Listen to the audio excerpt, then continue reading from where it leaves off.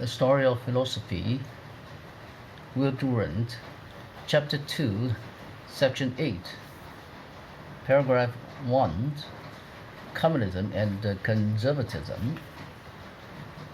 From so aristocratic an ethic there naturally follows, or was the sequence the other way, a severely aristocratic political philosophy. It was not to be expected that the tutor of an emperor and the husband of a princess would have any exaggerated attachment to the common people, or even to the mercantile bourgeoisie. Our philosophy is where our treasure lies. But further, Aristotle was honestly conservative because of the turmoil and disaster that had come out of Athenian democracy. Like a typical scholar, he longed for order, security, and peace. This, he felt, was no time for political extravaganzas. Radicalism is a luxury of stability. We may dare to change things only when things lie steady under our hands. And in general, says Aristotle, the habit of lightly changing the laws is an evil, and when the advantage of change is small, some defects, whether in the law or in the ruler, had better be met with philosophic toleration. The citizen will gain less by the change than he will lose by acquiring the habit of disobedience. The power of the law to secure observance and therefore to maintain political stability rests very largely on custom, and to pass lightly from old laws to new ones is a certain means of weakening the inmost essence of all law whatever. Let us not disregard the experience of ages. Surely in the multitude of years, these things, if they were good, would not have remained unknown.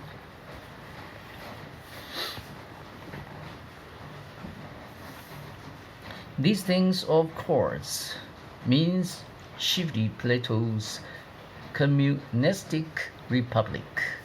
Aristotle fights the realism of Plato about universals and the idealism of Plato about government. He finds many dark spots in the picture painted by the master. He does not relish the barrack-like continuity of contact to which Plato apparently condemned his guardian philosophers. Conservative though he is, Aristotle values individual quality, privacy, and liberty above social efficiency and power. He would not care to call every contemporary brother or sister, nor every elder person father or mother. If all are your brothers, none is. And how much better it is to be the real cousin of somebody than to be a son after Plato's fashion. In a state having women and children in common, love will be watery. Of the two qualities which chiefly inspire regard and affection, that a thing is your own, and that is awakens real love in you, neither can exist in such a state as Plato's. Perhaps there was, in the dim past, a communistic society when the family was the only state and pasturage or simple tillage the only form of life. But in a more divided state of society where the division of labor into unequally important functions elicits and enlarges the natural inequality of man, communism breaks down because it provides no adequate incentive for the exertion of superior abilities. The stimulus of gain is necessary to arduous work, and the stimulus of ownership is necessary to prosper industry, husbandry, and care. When everybody owns everything, nobody will take care of anything. That which is common to the greatest number has the least attention bestowed upon it. Everyone thinks chiefly of his own, hardly ever of the public interest. And there is always a difficulty in living together or having things in common, but especially in having common property, the partnerships of fellow travelers, to say nothing of the arduous communism of marriage, are an example to the point, for they generally fall out by the way and quarrel about any trifle that turns up. Men readily listen to utopias and are easily induced to believe that in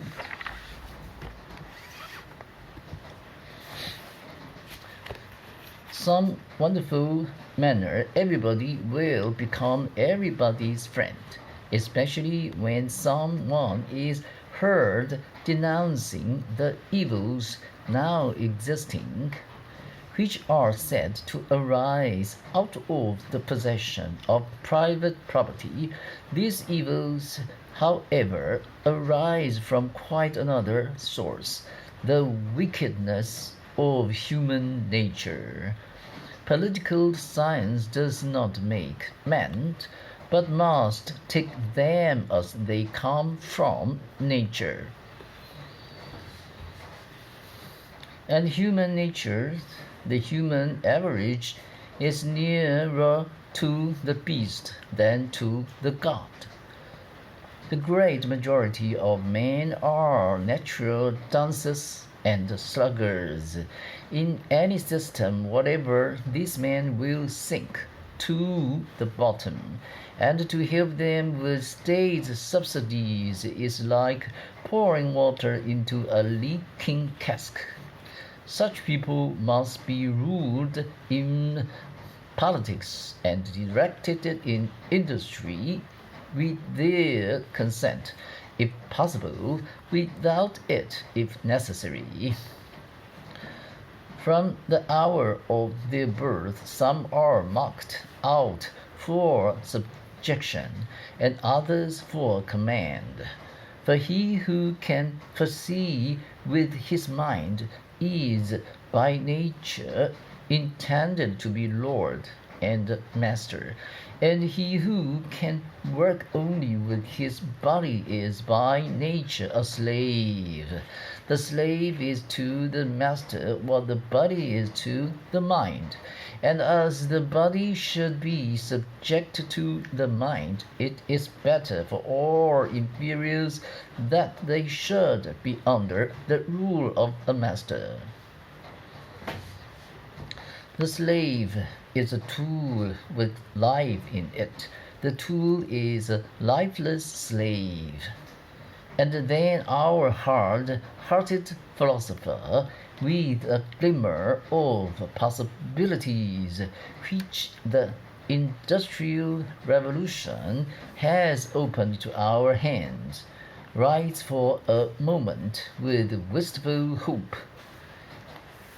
If every instrument would accomplish its own work, obeying or anticipating the will of others, if the shuttle would weave or the plectrum touch the lyre without a hand to guide them, then the chief workman would not need assistants nor masters' slaves.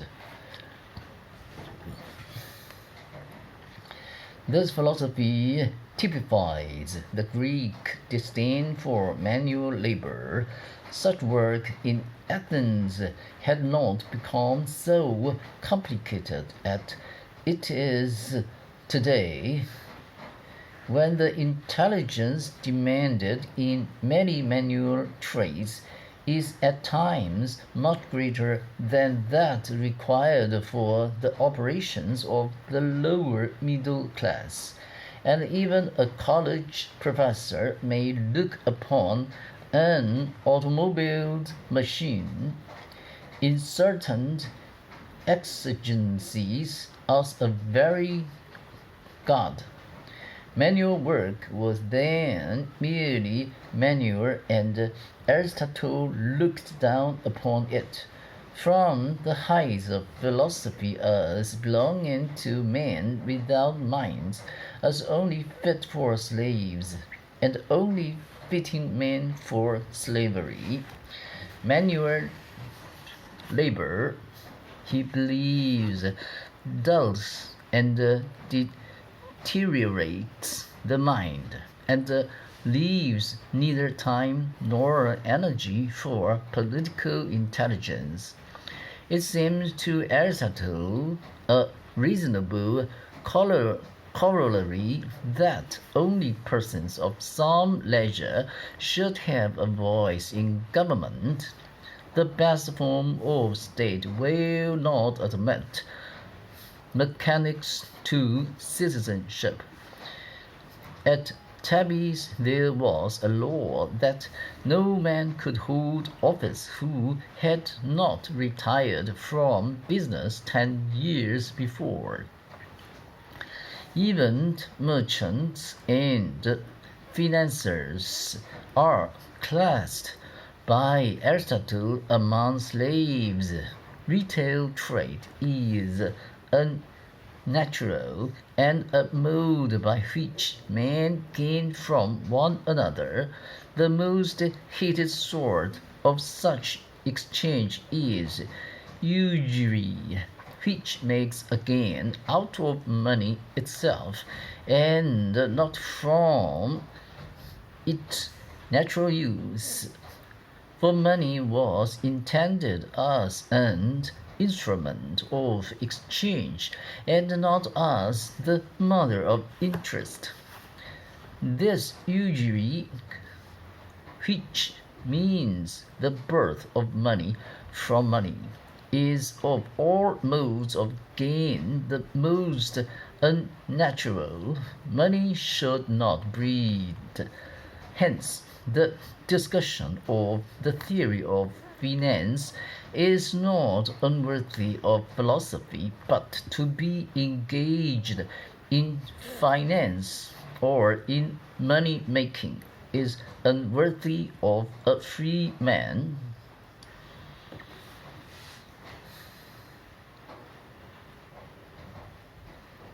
Paragraph 2. Marriage and education.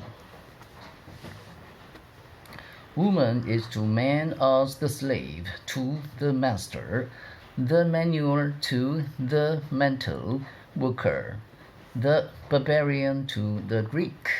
Woman is an unfinished man left standing on a lower step in the scale of development. The male is by nature superior and the female inferior. The one rules and the other is ruled, and this principle extends of necessity to all mankind. Woman is weak of will and therefore incapable of independence of character or position.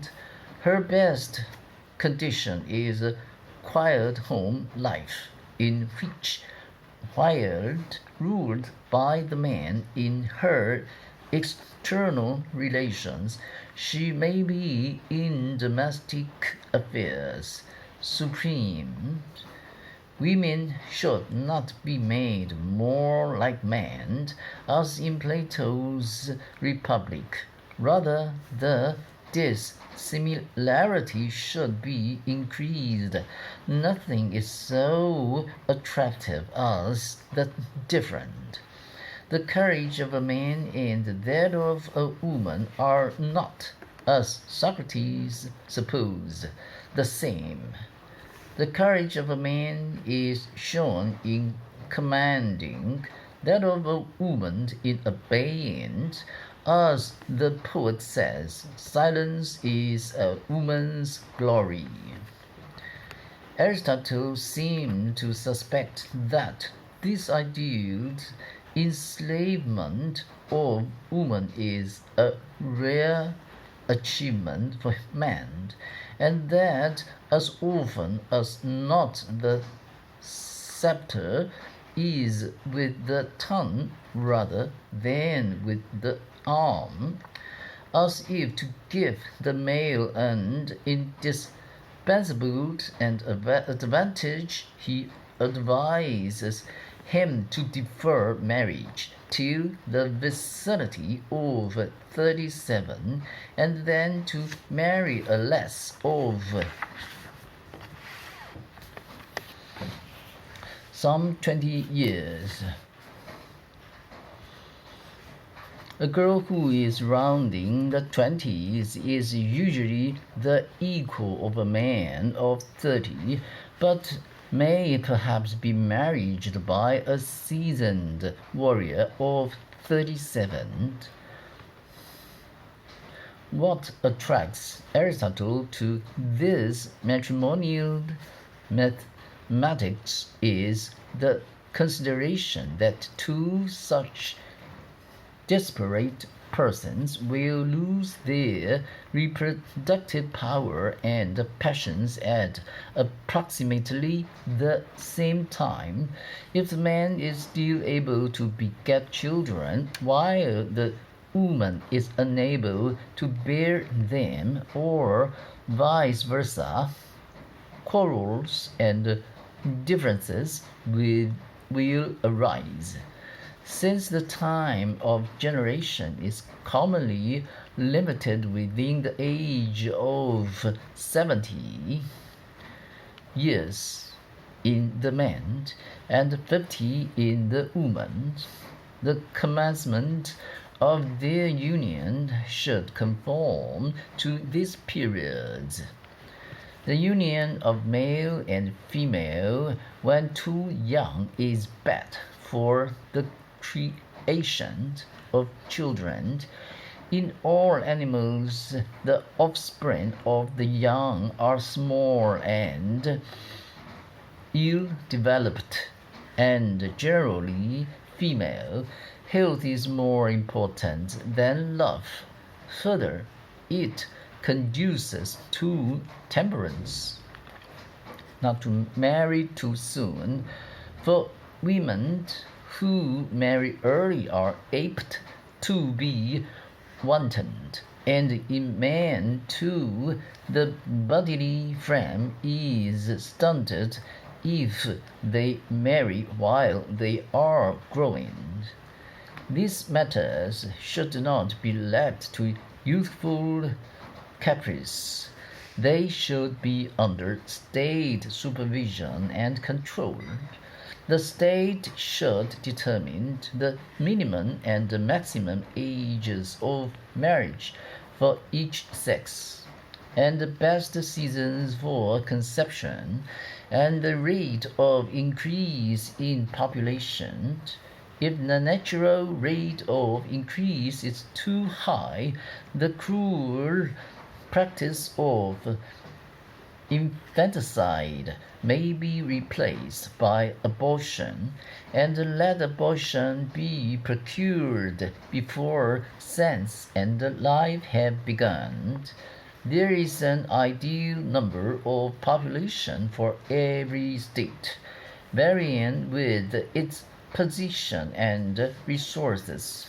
A state, when composed of too few, is not, as a state should be, self-sufficing, while if it has too many, it becomes a nation and not a state, and almost incapable of constitutional government, or of ethnic or political unity. Anything in excess of a population of 10,000 is undesirable. Education, too, should be in the hands of the state. That which most contributes to the permanence of constitutions is the adaptation of education to the form of government. The citizen should be molded to the form of government under which he lives. By state control of schools, we might divert men from industry and trade to agriculture, and we might train men while keeping property private to open their possessions to discriminately common use. Among good men, with respect to the use of property, the proverb will hold that friends should have all things in common.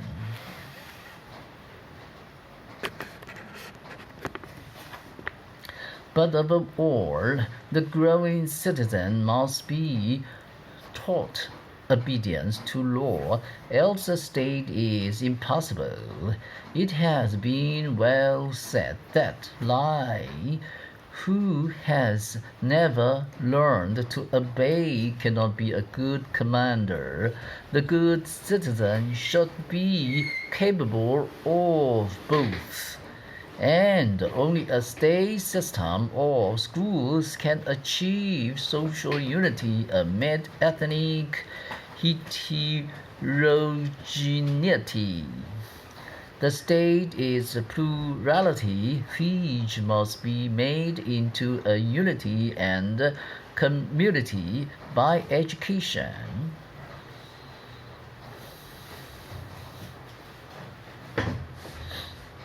Let youth be taught, too, the great boon it has in the state. The unappreciated security which comes of social organization, the freedom that comes of law.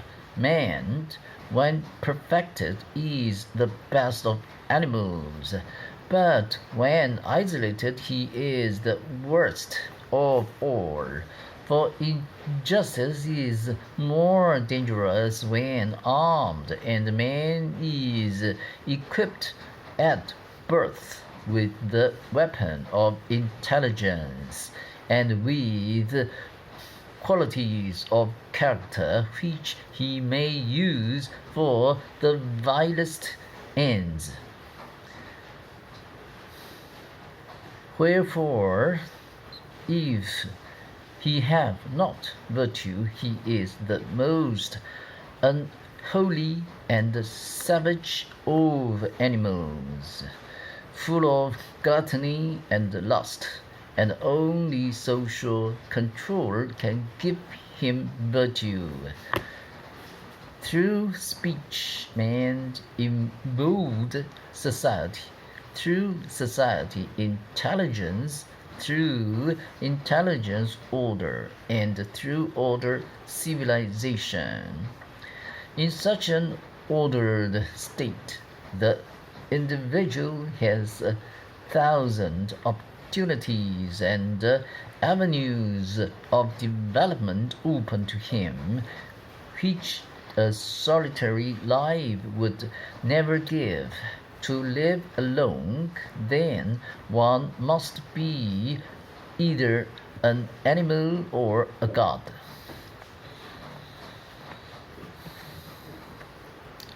Hence, revolution is almost always unwise.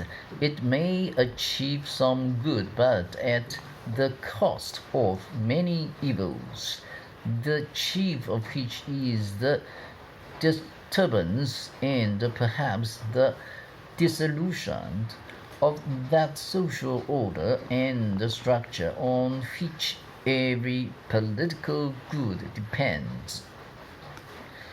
The direct consequences of revolutionary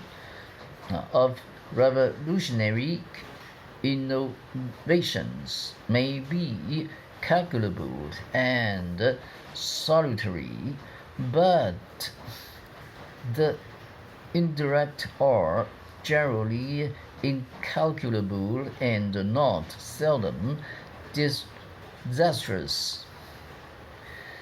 They who take only a few positions into account find it easy to pronounce judgment, and a man can make up his mind quickly if he has only a little to make up.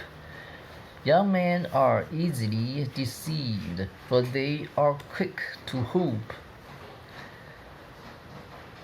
The suppression of long-established habits brings the overthrow of innovating government, because the old habits persist among the people. Characters are not so easily changed as laws. If a constitution is to be permanent, all the parts of a society must desire it to be maintained. Therefore, a ruler who would avoid revolution should prevent extremes of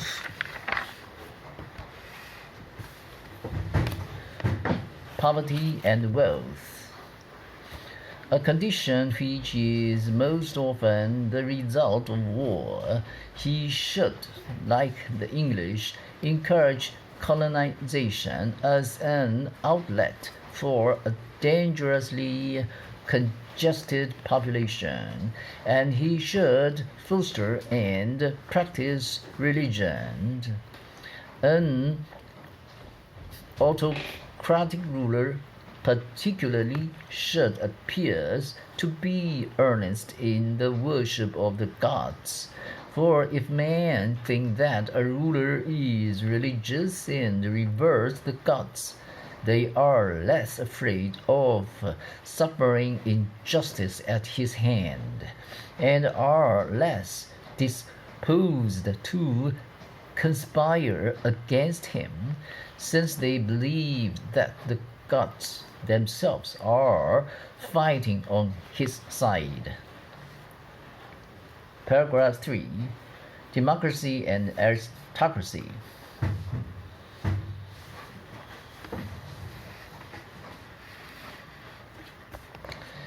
With such safeguards in religion, in education, and in the ordering of family life. Almost any of the traditional forms of government will serve. All forms have good and bad commingled in them and are severally adapted to various conditions. Theoretically, the ideal form of government would be the centralization of all political power in the one best man. Homer is right. Bad is the lordship of many. Let one be your ruler and master. For such a man, law would be rather an instrument than a limit. For men of eminent ability there is no law, they are themselves a law. Anyone would be ridiculous who should attempt to make laws for them. They would probably retort, what? In the fable of Antisthenes, the lions said to the hares, when in the council of beasts the latter began haranguing and claiming equality for all, where are your claws? But in practice, monarchy is usually the worst form of government, for great strength and great virtue are not near allied. Hence the best practicable polity is aristocracy, the rule of the informed and capable few. Government is too complex a thing to have its issues decided by number, while lesser issues are reserved for knowledge and ability. As the physician ought to be judged by the physician, so ought men in general to be judged by their peers. Now, does not this same principle apply to elections? For a right election can only be made by those who have knowledge. A geometrician, example, will choose rightly in matters of geometry, or a pilot in matters of navigation, so that neither the election of magistrates nor the calling of them to account should be entrusted to the many. The difficulty with hereditary aristocracy is that it has no permanent economic base. The eternal recurrence of the nouveau riches puts political office sooner or later at the disposal of the highest bidder. It is surely a bad thing that the greatest offices should be bought.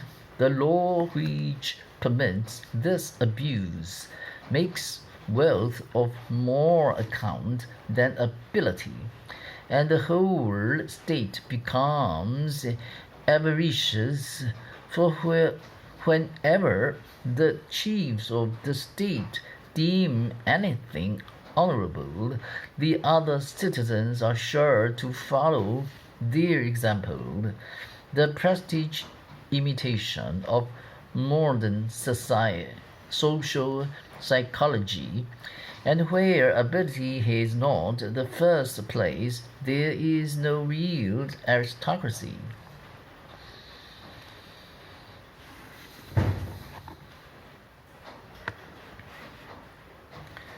Democracy is usually the result of a revolution against plutocracy. Love of gain in the ruling classes tends constantly to diminish their number. Marx elimination of the middle class, and so to strengthen the masses, who in the end set upon their masters and establish democracies. This rule by the poor has some advantages.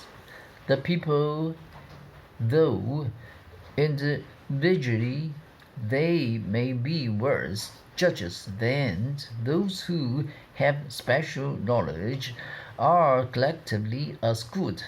Moreover, there are some artists whose works are best judged not by themselves alone, but by those who do not possess the art.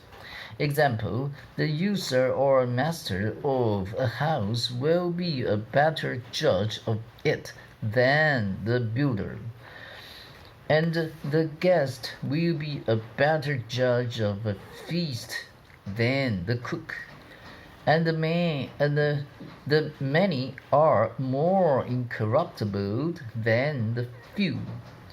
They are like the greater quantity of water, which is less easily spoiled than a little. The individual is liable to be overcome by anger or by some other passion, and then his judgment is necessarily perverted. But it is hardly to be supposed that a great number of persons would all get into a passion and go wrong at the same moment. Yet democracy is on the whole inferior to aristocracy, for it is based on a false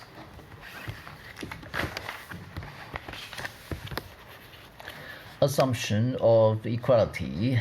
It arises out of the notion that those who are equal in one respect, example in respect of the law,